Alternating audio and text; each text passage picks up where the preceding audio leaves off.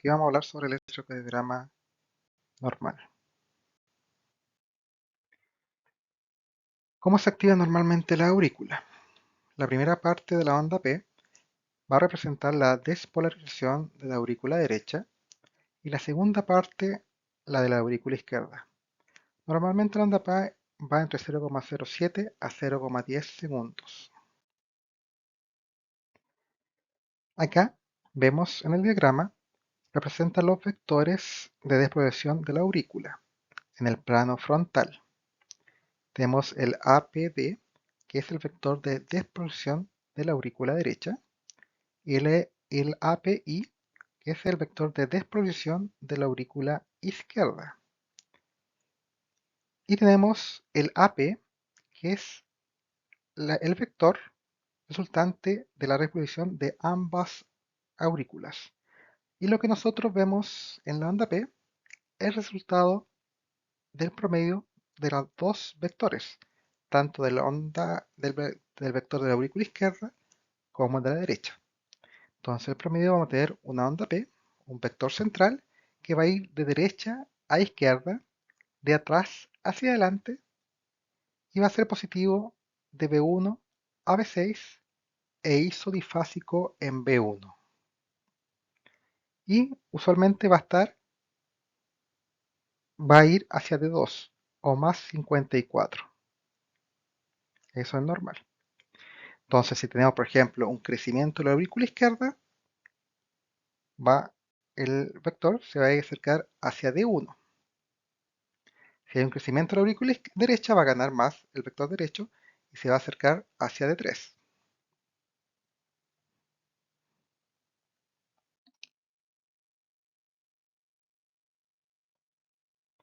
Aquí tenemos un diagrama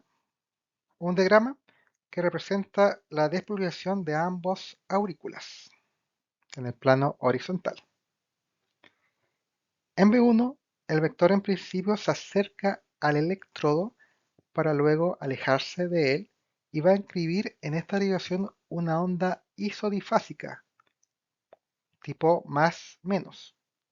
Y en el resto de las derivaciones, el vector de la aurícula se acerca constantemente, por lo que se inscribe en toda ella va a ser, en toda la demás va a ser positiva. Entonces, en B1, isodifásica y en todas las demás positiva. Y aquí también podemos dar como un ejemplo de si, por ejemplo, si crece el ventrículo izquierdo, va a ser más negativo en B1. Si crece el ventrículo derecho, va a ser positivo en B1. Entonces, para ver crecimiento auricular, me voy a fijar principalmente en B1 y en D2, porque en D2 es donde iba en el plano horizontal, en vertical, y en el plano horizontal en B1. Aquí tenemos el intervalo PR o PQ, que representa el retraso fisiológico que sufre la conducción de los estímulos a su paso por el nódulo auriculoventricular.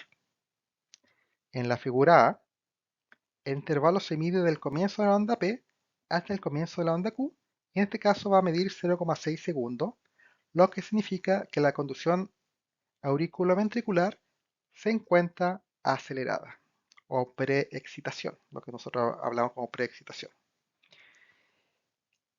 En la figura B, el intervalo se mide desde el comienzo de la onda P hasta el comienzo de la onda Q. En este caso mide 0,13 segundos, que está normal. Y en la letra C, el intervalo se mide del comienzo de la onda P hasta el comienzo de la R. En este caso mide 0,29 y lo normal es hasta 0,20, lo que significa que aquí existe un enlentecimiento de la conducción auriculoventricular o lo que se llama bloqueo auriculoventricular en primer grado. Entonces lo normal, que el segmento PR mide entre 0,12 y 0,20. Si mide más de 0,20, está prolongado, y si mide menos de 0,12, está acortado. Preexcitación, acortado, prolongado, bloqueo auriculoventricular de primer grado. Vamos a la activación normal de los ventrículos. Tenemos tres vectores, siempre, pero el que gana siempre el 2 porque es el ventrículo. Primero se temporaliza las zonas apicales y luego las basales. Y por eso es que tenemos estos tres vectores, vamos a tener el QRS. De ahí sale el QRS. Y aquí tenemos los vectores precordiales en un corazón de posición intermedia.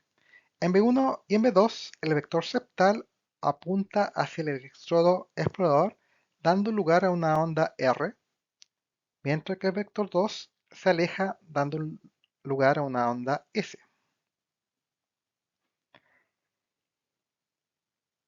En B5 y en B6, el vector septal se aleja y produce la primera deflexión negativa u onda Q, mientras que el vector de la pared libre se acerca, dando lugar a onda positiva R. En estas últimas derivaciones, el vector 3, que se aleja de ella, puede generar una onda negativa pequeña u onda S. En B3 y en B4, que es un plano de transición, los electrodos son perpendiculares al vector resultante del ventrículo, por lo que de acuerdo con la teoría del dipolo, se produce un complejo isodifásico del tipo RS. En definitiva, podemos decir que las derivaciones precordiales, la onda R va a crecer de B1 a B6, mientras que la onda S disminuye en voltaje. Siempre entonces lo normal, porque normalmente el ventrículo izquierdo es el más grande, vamos a ver que la onda R crece de B1 a B6, o sea, se hace más positivo. Y la onda S disminuye de B1 a B6, eso es lo normal. Se va de menos a más la onda R y va de más a menos la onda S.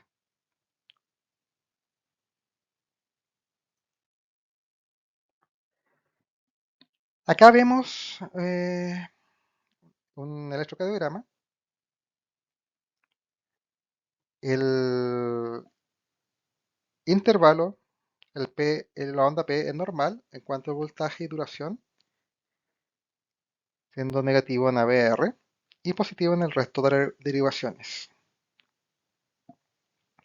Y más que nada vemos cómo la onda R va a aumentar de B1 a B6, que es lo normal, y la onda S va a disminuir en el mismo sentido. B1 B2 se encuentra el característico complejo que define al ventrículo derecho, es decir, RS. Y en B5 y B6 los complejos ventriculares que definen al ventrículo izquierdo, es decir, QRS.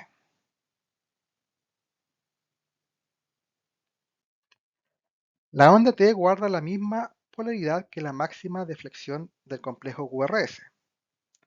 En B1 puede ser negativa o ligeramente aplanada.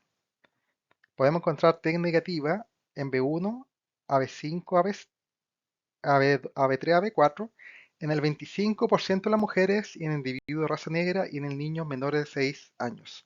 Por eso una T negativa en las precordiales anteriores o septales usualmente no es un fenómeno que sea de alteración. Cuando yo voy a interpretar un electrocardiograma, lo puedo interpretar como yo quiera, pero es importante no saltarse ningún paso, así que es importante tener como un orden. Por ejemplo, primero, acá se puede seguir este orden.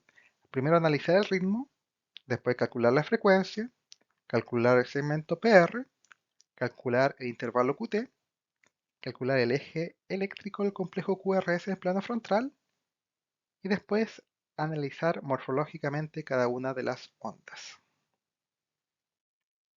Siempre ver el ritmo cardíaco será sinusal. ¿Qué hablo cuando hay ritmo sinusal? Debe haber ondas P, o sea que sean todas positivas excepto en ABR e isodifásica en B1. Cada P debe ser seguido de un complejo QRS. Intervalo RR debe ser constante. El intervalo PR es de valor constante igual o mayor a 0,12. Cuando es menor hay una conducción auriculoventricular acelerada o síndrome de preexcitación. Y la frecuencia cardíaca normalmente entre 60 a 100 latidos por minuto, que era la frecuencia cardíaca que tenía el nódulo sinusal. ¿Cómo voy a calcular la frecuencia cardíaca? Ya dijimos que el papel, la velocidad estándar es de 25 milímetros por segundo. Siempre cuando yo voy a revisar un electrocardiograma, debo revisar si es que está en condiciones estándar. Porque usualmente a veces algunos médicos cambian las condiciones estándar para enlentecerlo, para ver, por ejemplo, una arritmia si está con una taquicardia. Y después se olvidan en arreglarlo y dejarlo en condiciones estándar. Entonces ustedes siempre hay que ver si está en condiciones estándar. La condición estándar es 25 ml por segundo. Cada segundo habrá 5 cuadros grandes de 0,5 centímetros y en un minuto va a haber 300 de estos cuadros.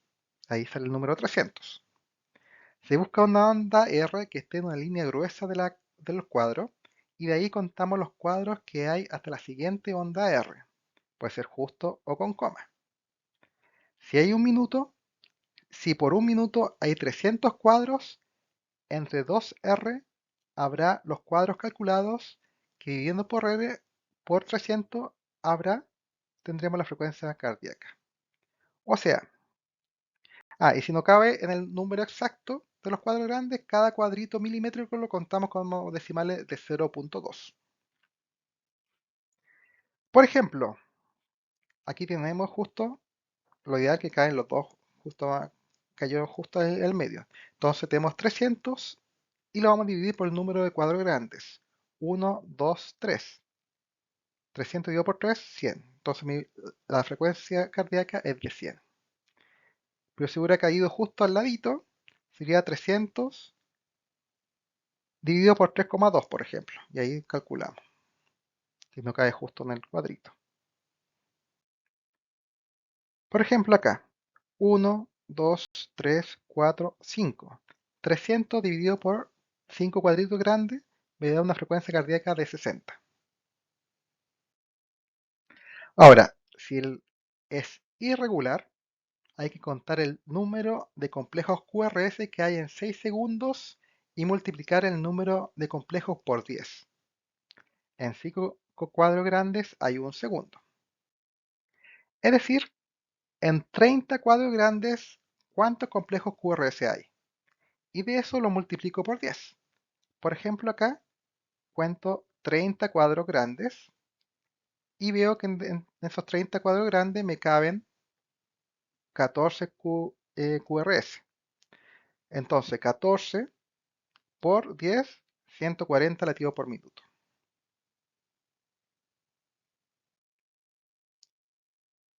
Cuento cuántos cuadritos, 30 cuadritos grandes, cuántos QRS me caben dentro de esos cuadritos grandes, los 30.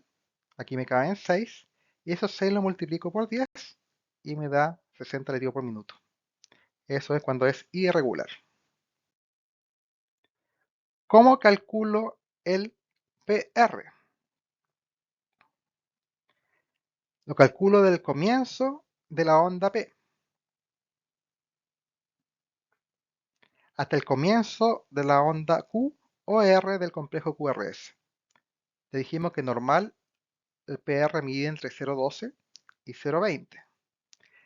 Si es menos de 0,12, decimos que es una conducción auriculoventricular acelerada o síndrome de preexcitación. Y si es mayor a 0,2, es una conducción auriculoventricular enlentecida o corresponde a un bloqueo auriculoventricular de primer grado. ¿Cómo calculamos el intervalo QT? El intervalo QT representa la sístole eléctrica ventricular o el conjunto de despolarización y repolarización ventricular, desde el comienzo del QRS hasta el final de la onda T. Se debe corregir con la frecuencia cardíaca. QT corregido es igual al QT no corregido dividido por la raíz cuadrada del intervalo RR. Normal en promedio es más o menos 0,4. Corregido. Siempre corregirlo. Una forma más fácil de ver es usar un cuadrito que lo puedo llevar en el celular y veo, por ejemplo, si tengo una frecuencia cardíaca 40 y tengo QT 0,5, está normal. Taquicardia 172, una QT de 0,26, normal.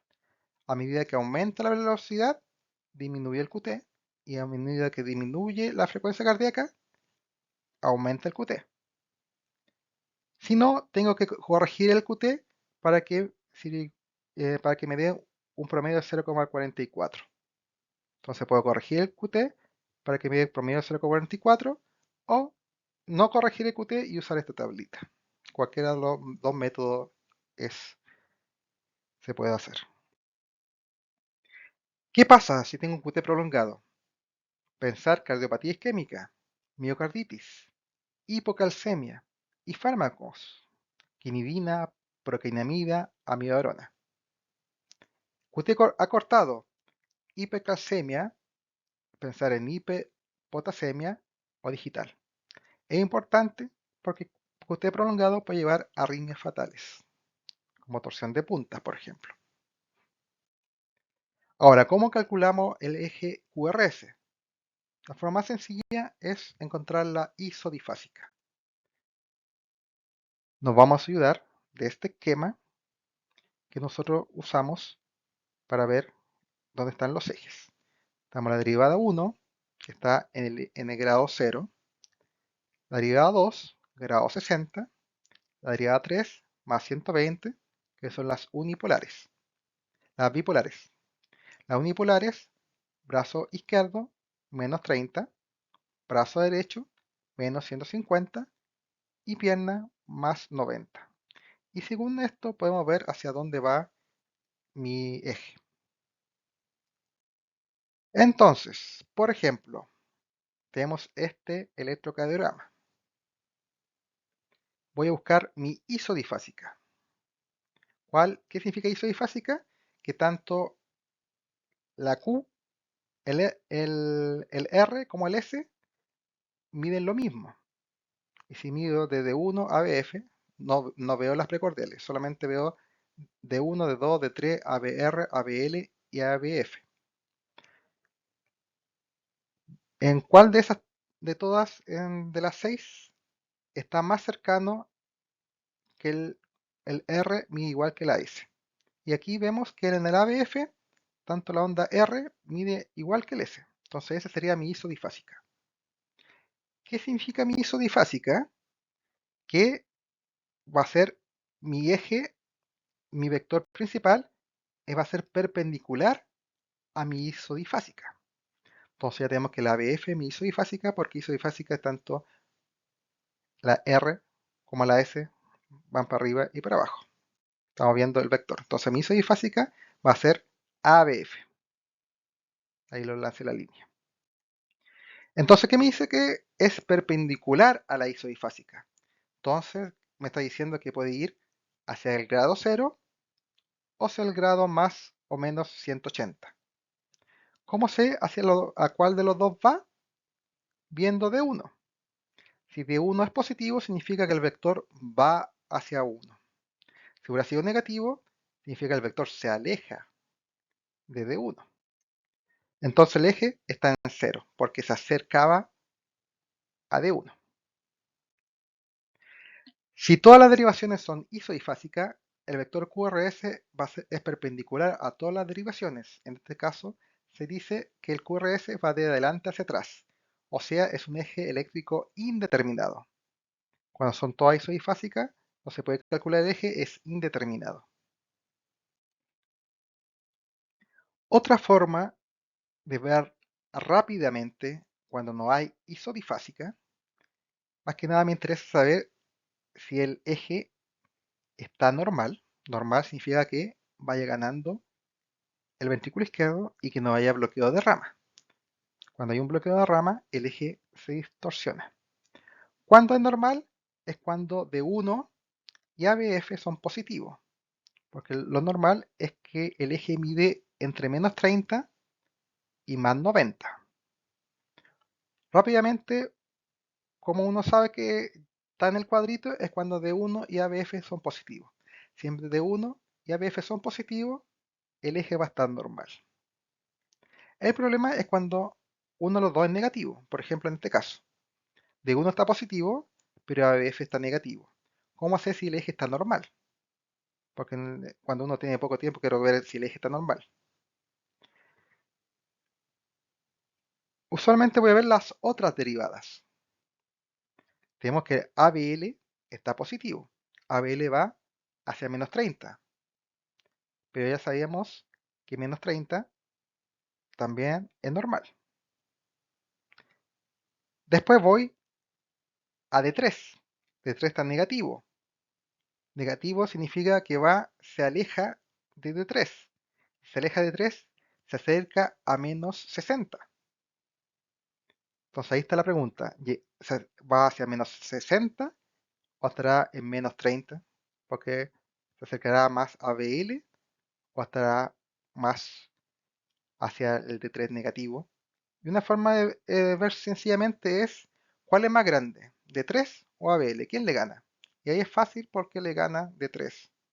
Entonces D3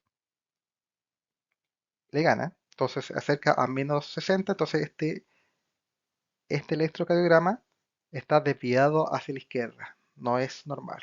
Aquí hay un hemibloqueo izquierdo anterior porque va hacia la izquierda. No está normal. Otra forma de verlo bien rápido, cuando por ejemplo si el D3 no le puedo calcular muy bien porque se parece al ABL y no sé si el ABL será mayor o el D3 será menor. ¿Cómo puedo verlo fácilmente? Viendo D2. Porque justo la isósfasica del D2 caería en menos 30. Entonces, si el D2 es positivo, estaría normal. Si el D2 es negativo, estaría desviado hacia la izquierda. Y justo aquí está negativo. Entonces, si está negativo en D2 y en D3, está desviado hacia la izquierda. Entonces, si D1, D2, D3 y ABF está negativo, está desviado hacia la izquierda.